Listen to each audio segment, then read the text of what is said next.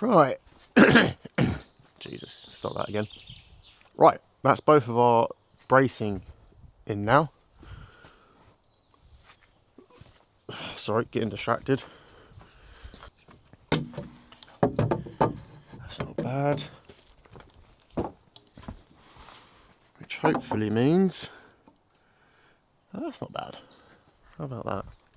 It's like I know what I'm doing. Right, so that's done. Which means that we can start on the roof. As I said, bear with me. I'm going to go and try and refresh my mind now of how you pitch a roof. I really hope you didn't come here for a how-to. Nah, I'm only joking. Just need to, refresh the cogs. Be like, oh yeah, that's how you do it. How are we going to build it? First of all, we need to get a ridge beam in. Now, a ridge beam is where the rafters basically, where they're going to meet up, they rest against this beam, which for us is going to be 5x2. The rafters can rest on it and we can fix into it. However, we don't have a beam long enough. So what are we going to do? Well, on ridge beams, what you can do is a scarf joint. I think I've only ever done like maybe one in college and one on site. It's very rarely that you have to put a scarf joint in. So yeah, this could be fun. This could be a fun day. So obviously our beams are 4.8 meters in length. Overall, this is just under 9 meters. So on our gable ends, I want to overhang by maybe 500 millimeters, half a meter. And the reason I want to do that is because obviously we've got the old ruin around us. However, I don't want rainwater hitting that and basically washing down and then coming into the shed. That's not ideal. So, I want the eaves on our roof to be overhanging quite a lot, which again is another reason why I went so high. And then yeah, the gables I just want to overhang just so we're like halfway over the walls of the ruin. And hopefully that's just going to prevent any rain from washing in. So with that being said, this is closer to 10 meters now. So if I do have enough timber to possibly put 2 scarf joints in, but that's a lot of work. That is a lot of work.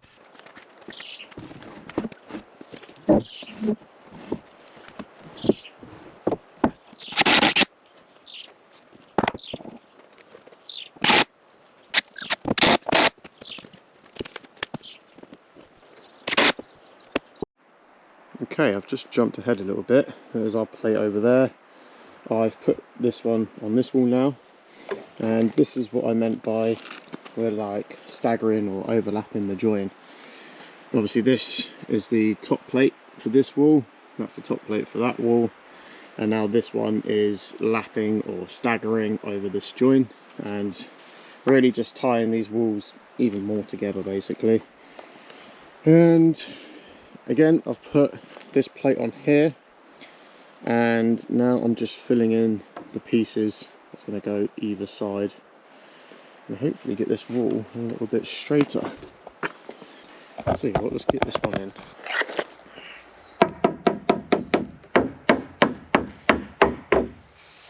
Like her glove.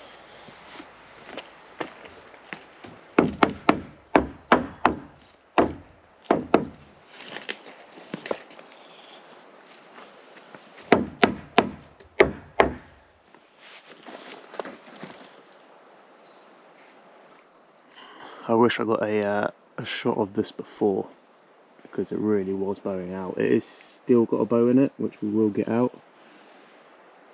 But yeah, it is a lot straighter now. I'm guessing it's obviously just these walls just pushing it still. We get all the wind on that side. So yeah, that's probably not going to help. But what I'll do is I'll get this relatively straight and then probably start bracing back before we put the roof on. And that should hopefully get it where it needs to be. Right, I've got 15% battery to try and explain exactly what I'm doing. What I've done is I've put this full length of 4x2 at 4.8 meters. I've just put it in the center of the stud and just basically thrown it up there nice and level. The reason I've done that is just to pick up this bit of timber, which is going to be our rafter. With my regulations on how high I can build this, I can't go any higher than 4 meters to the highest point. Now, obviously we've got to imagine that we're going to have our corrugated sheet, so we've got to take that into account. We've then got battens on this as well, and we've got to take that into account. So overall, I've done about 100 mil. So we're actually 100 mil lower than the highest point of what we should be right now. Oh no, wait, 100 mil is to here. Right. So what that extra line is 31 millimeters, and there's a reason for that. When we do a pitched roof, we have something which is called a bird's mouth. And roughly what it is a seat cut, which is level with your plate, and that's why we call it a seat cut, because it's going to allow the timber to sit nicely on this. And then you've got your plumb cut, which is this part, and it's exactly what it is. It's plumb, so it's level. And once we've found the angle of this, we will know exactly what our plumb cut angle is. So now, to find out how far down we come, well, there's actually a regulation for that. So you can't go more than 1/3 of the timber. So this is 1/3 of the timber, this is the 2/3. And that's just so you have basically enough backing, enough strength in this rafter to hold a roof. And so that is how we work out 31 millimeters. Now, as you can see, this actually, it's touching the plate, but it's not sitting on the plate. So basically we haven't notched that out yet. And because we haven't notched that out, and we want to find out what the plumb cut is, from what I was going to do the highest point of my ridge, I've now gone back up 31 millimeters. Now, there is something that I haven't made very clear in this video, and you can't actually see the marks on the wood that I did, but I did allow for the thickness of the ridge beam. So I've done a little diagram for you here. The yellow line is the center of the ridge, and the blue line is the height of the rafter plus the 31 millimeters. So the thickness of the ridge is about 45 millimeters. So if we come down to that blue line and then go over 22.5 millimeters to the right, so that mark right there has to be flush with the top of the rafter. And hopefully that's going to give us the rough angle. So once I've marked this all out, this is then going to become my pattern. So at the moment, there is a mathematical way of working out exactly what your pitch and everything is. I don't do that. Again, I'm more of a visual learner, and I can obviously make it up as I go along. So this is how I do roofs. I know it's not the correct way, but it is a way of doing a roof. And then if we need to make any tweaks along the way, we'll make some tweaks. But what I will do is I'll make this one up. It will become my pattern. I will then trace that onto another one, and we'll stick it on the other end, put it together. Yeah, hopefully it should be a good pitch roof. Right, so now we've marked the plumb cut on our rafter, which is obviously level. We can now find out what the angle is going to be, and this is where your roof and square comes in handy. So this is our line here. Apologies if you can't actually see it. Let me just... There we go. So this is our plumb line. And this is our bow to the sky. So just so you know, we've put the bow to the sky. So this is the top of our rafter here. And so what we do is we hook it on the corner. We can go square, and you see it says pivot right there. And basically what you do is just pivot on that mark, bring it round to your line, and it's actually 34 degrees is what our angle is going to be.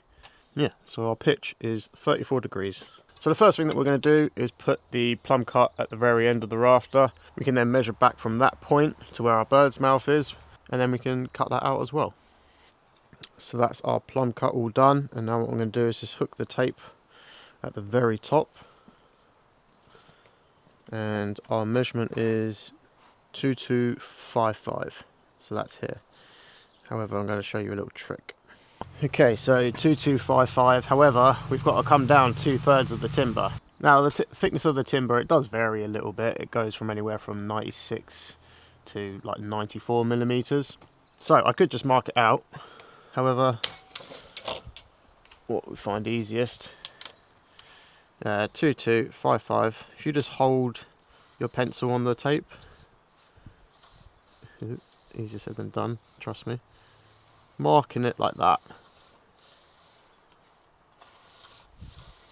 and you'll see that there's ever so slightly just a little bit of a curve to it.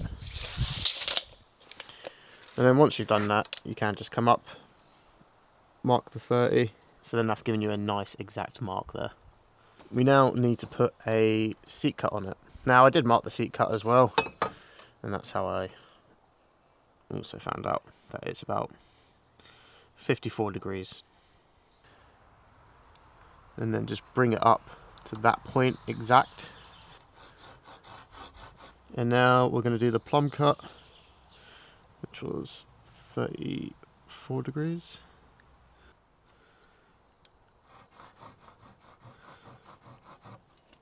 And then that is our bird's mouth that we can take off.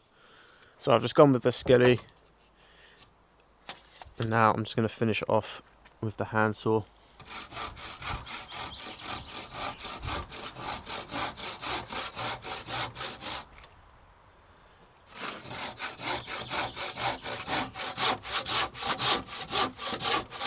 Now you want to make a good habit of not going past your mark, just because then it can just lead to a weak point in rafters.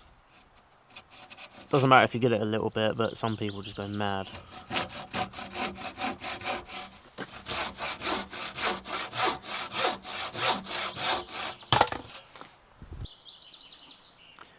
That was a silly mistake, wasn't it? Ooh, oh, lucky. So where I've got all my materials from, which is Juicens here, I got a quote for getting all the sheet material for the roof. So with the quote, we went with lengths of 3 meters long. And yeah, so what I'm going to just do here is just chop off the end at 3 meters.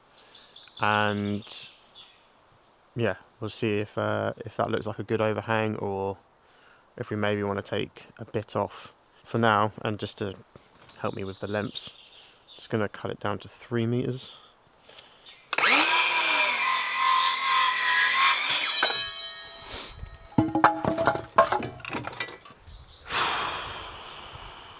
Why did I go square with that? I'm an idiot. Look at that. First try as well.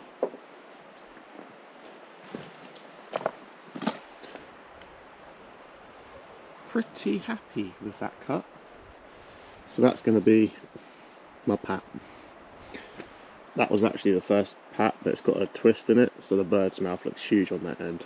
So I was only going to show you this one. But yeah, really happy with that. Okay, you can probably hear the Jenny going.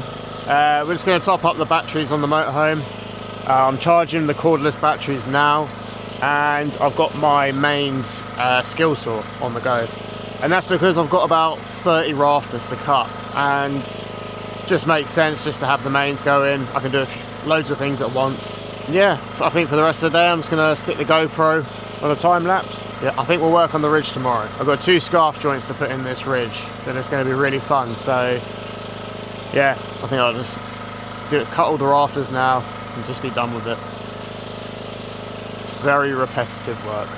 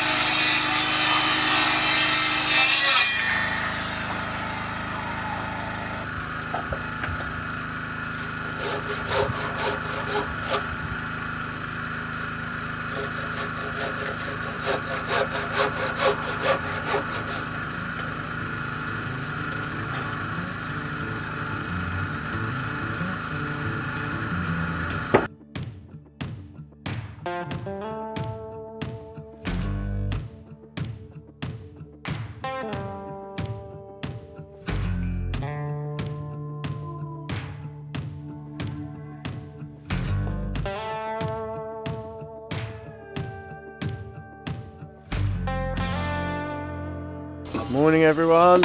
Hello, hello. Apologies for the noise. We have got the Jenny on the go at the moment. Yeah, just no sun. Still using power. So yeah, this morning our batteries were dead, and yeah, we just had to charge them up now. However, the sun is out, so we will get some solar today. In fact, this week, beautiful. So yeah, hopefully this is the last day we'll be running the Jenny. But it is a beautiful day to pitch a roof. Oh yes. Yeah, so over the weekend I just had editing to do, so I didn't really carry on with any of this. I say that, you can probably notice that we've got a few more walls. The only thing that we did on the weekend was pick up more materials. And then yesterday I just had this burst of energy and wanted to crack on, so I just painted another six sheets of OSB with dark oak colour, and then yeah, I've just pinned them on basically. I still need to go around and fill them all with screws everywhere, but they're on, and obviously it's given it a bit more stability, which is nice. Today I want to get this ridge beam made. I'm looking forward to it. I've looked up on drawings and everything just to try and refresh my mind, and yeah, I think we should be able to get this done today. There's 2 scarf joints to do, but then I've also got to make some props to lift it up, to hold it either end, just while we get a few rafters in. Yeah, once all the rafters are in, they can come out and it should be good. Because obviously this is a shed and we want it for storage, once we've got the roof on, and it looks like we've got a nice pitch, so we've got room in there basically, and I want to use it for storage. So I might joist out that end, and then just, yeah, put some sheets down and, yeah, have it for storage. But that is hopefully the idea. Right, because the sun is absolutely shining today, I don't know where to put you, because I can't have you there talking to me, because there's a sun right behind me. So, you get a side angle today. Well, at least for now, anyway. Right, scarf joint.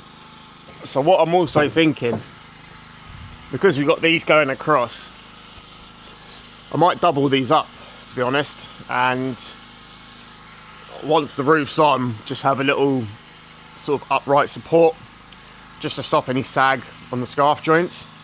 So I'm going to work out that our scarf joints will sit directly above these beams. I've got to get the proper attire on, haven't I? Right, I'm well looking forward to this. I basically just love anything that I can make it up as I go along.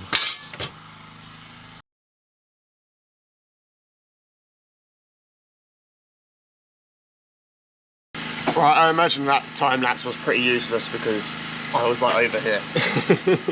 Because I drew it out twice basically. But this is basically it, I believe.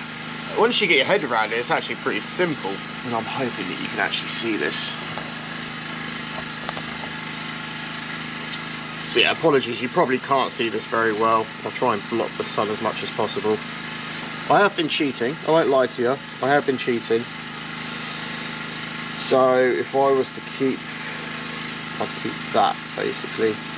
So in other words, all of this is to be cut out. Right, okay, this is a scarf joint. Or at least one half of it anyway. So with this angle, what I did was 20 degrees. And what that means, if you imagine another one of these flip side upside down, it would basically come in here and lock in. So because of that 20 degrees, if the timber ever wanted to try and bend, this is going to stop it coming out, if that makes sense. See this little box that we've got left here that we're going to take out? Well, they're going to be for a pair of wedges, which is then basically going to push this nice and tight into here, driving them in and then cutting them off flush. That's a scarf joint. I'm really sorry if I'm not explaining this very well, but again, I've only done, I think, one scarf joint in college, which was, oh god, about 18 years ago. And I think I've only done one on site when I was well, I was never an apprentice. When I was a young chippy, yeah, I remember one of my first jobs being a roof, and that's what, you know, like really sold it for me for like being a chippy on site. I was like, yeah, I love this, I want to do this all the time. And I didn't actually get to do roofs that often.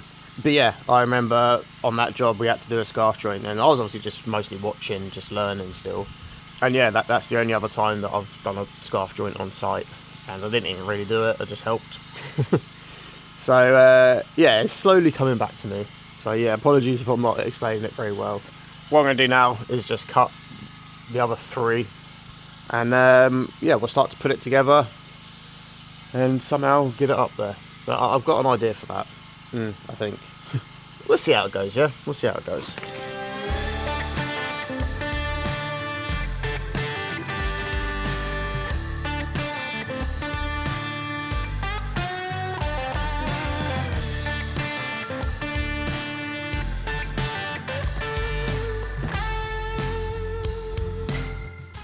Oh no, 10% battery on the old mic. Well, I've cut all the scarf joints. You might be able to see them in the background if they're not too bright.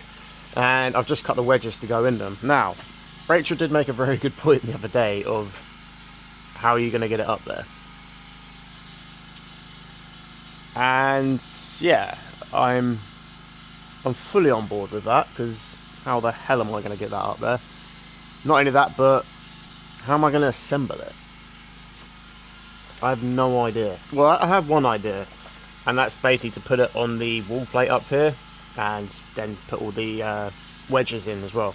That's the plan. Now, there's a few things I just want you to remember. One, haven't really done scarf joints before. And 2, this is obviously C16 softwood timber. It's not going to look the absolute bollocks. This is in fact probably overkill. You probably wouldn't even have to do this in a normal shed, or if you're knocking one up yourself. Like, this is probably over engineering it a little bit.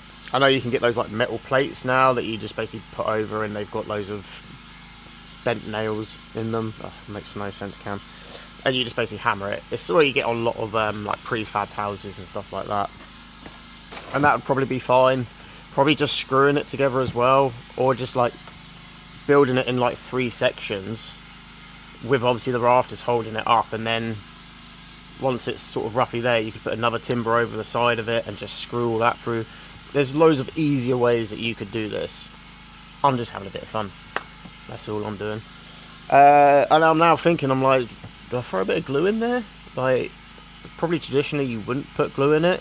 What you got to remember is, like, wood moves, and sometimes it's best to let the wood move a little bit rather than trying to restrain it and then like cracks appear and stuff like that. So yeah, I don't know if putting a bit of glue on it would help. Debating it, but again, this is overkill. Right, let's have a go at putting it together. How the hell am I going to film this?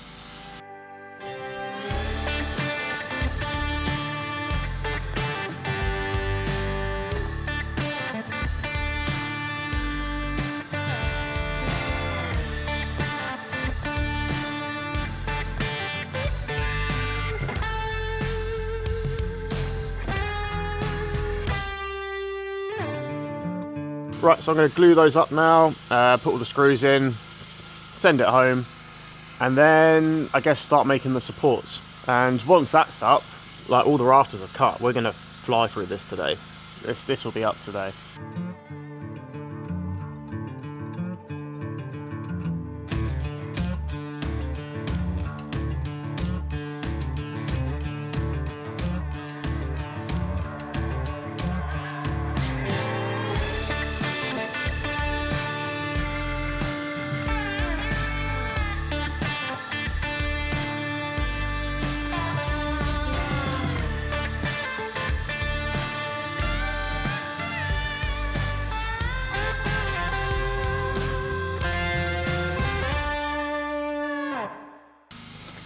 So, I just made, this is the second one that I've made. This is basically for holding the ridge in place either end on the gables. Yeah, I've put it on this one. I've just fixed it at the bottom and put a diagonal brace going across, and yeah, that will hold it. And I'm going to go and put this one on this side now. Don't know, I might make 2 more for the centre as well. However, I feel like they might just get in the way when we're trying to get it up there. But on the other side, if it's only on either end, that's going to sag massively in the middle. And obviously the joints are gluing up as we speak. Like, obviously you should probably leave it a day fully, but yeah, I mean, they've got the screws, they've got the wedges and everything like that in, so they're not going to separate, but I probably should have something up there.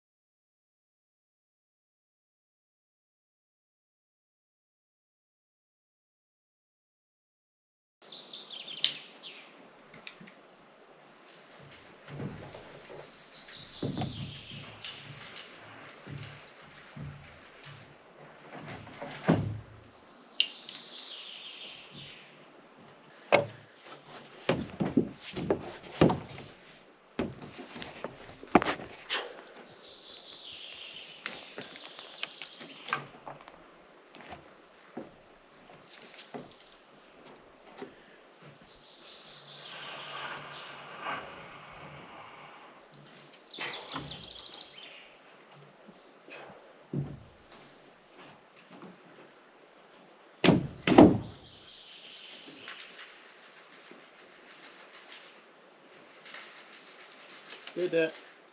I did it.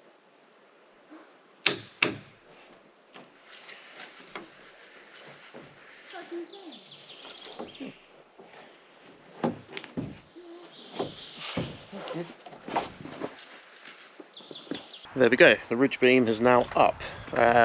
Because I put those like support bits in, it was really easy. I was going to ask Rachel to help me, but I just kind of looked at it and went, I could do that. And yeah, I did. Super happy with that now. Look, I've just eyed down it as well, and it's really nice and straight and level. So yeah, I'm very happy. So now all we got to do is just those pile of rafters down there, start putting them up. I don't need to mark where they need to go because I'm going to put the rafters directly above each stud. They're 600 apart, so yeah, it makes complete sense. So I'll probably just square those up now and I'll fix them all at the bottom. I won't fix them at the top for now because I want to run a string line going all the way down it, and I will adjust accordingly as I go through. Yeah, this should I don't know, maybe take maybe a couple of hours.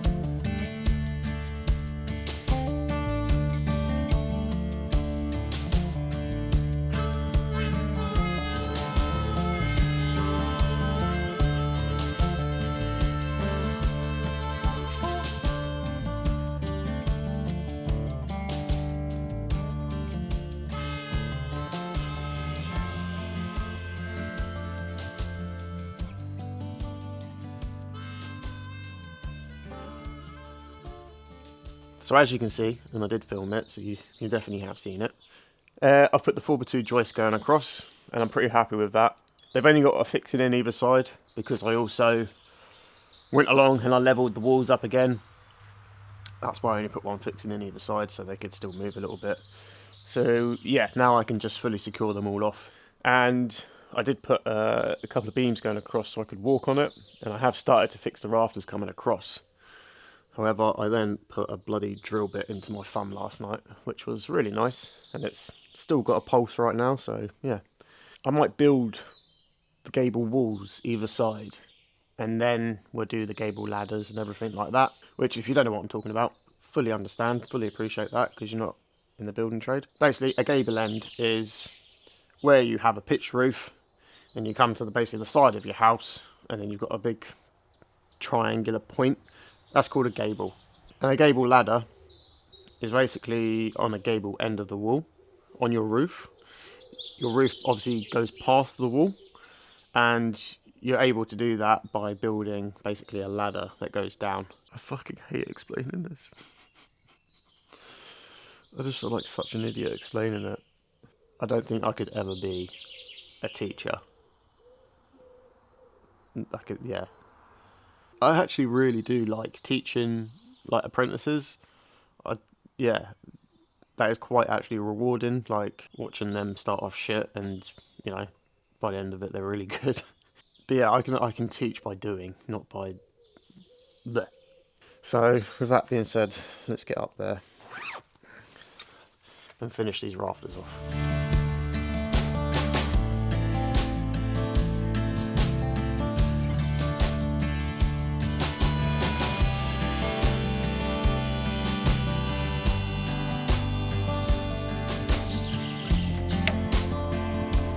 Right, that's all the rafters in, and as you see, this is my string line. And I've basically just done it to the centre of the ridge, and you just either end put a screw, put your string line through, and then you can keep the ridge relatively straight. And I mean, I can't argue with that. There's a little bit at that end which I'll go and sort out, but that's good enough for a temporary shed, you know what I mean? Yeah, I can't complain with that. There's a few rafters which aren't just quite coming to the top, so I'm just going to go and check the bottom as well, see if they just need to come up a little bit, like the bird's mouth just not sitting quite right on the plate. But otherwise, that's good, which means we can now start on the gable ends. Now I have only put one screw in for now. We've got battens going across this, which is also going to tie it in together and stop it doing a bit of that. And yeah, once I put all the battens on and everything, it will be a couple of days, so this will settle a little bit, and then I'll put in some extra screws. Right, bit of brekkie, and then we'll start on the gables.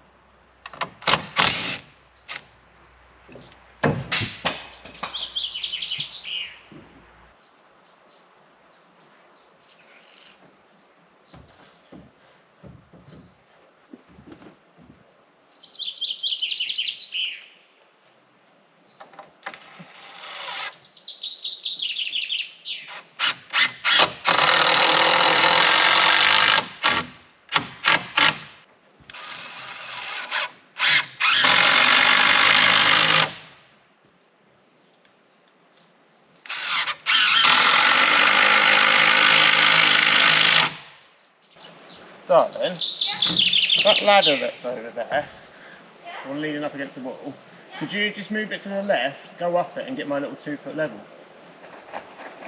Oh, yeah.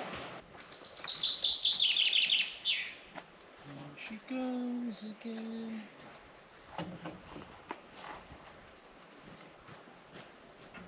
I'm done.